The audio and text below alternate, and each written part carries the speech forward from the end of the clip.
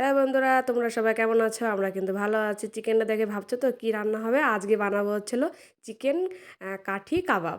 তো সব কিছু রেডি করে ম্যারিনেশন করে আমি ফ্রিজে রেখে দিয়েছিলাম, যেগুলো আর কি দিতে হয় উপকরণ সেগুলো দিয়ে সে ফ্রিজে 1 ঘন্টার মতো রেখে দিয়েছিলাম।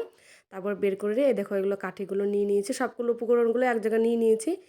আর কাঠিগুলো বাজারে কিনতে পাওয়া যায়। তাই দেখো টমেটো নিয়েছি গোল গোল করে কেটে, টমেটোর বিচিগুলো আমি ফেলে দিয়েছি। আর এই যে ক্যাপসিকাম গোল গোল করে কেটে নিয়েছি। আর হচ্ছে এই যে আসলে পেঁয়াজগুলো গোল গোল করে কেটে নিয়েছি। সব কিছু রেডি করে নিয়েছি। তারপর দেখো এই যে ব্যাটারটা তৈরি করে নিয়েছি, এর মধ্যে দিচ্ছি কর্নফ্লাওয়ার আর লঙ্কার গুঁড়ি আর ময়দা লবণ, এটুকুই সব কিছু মিশিয়ে নিয়েছি।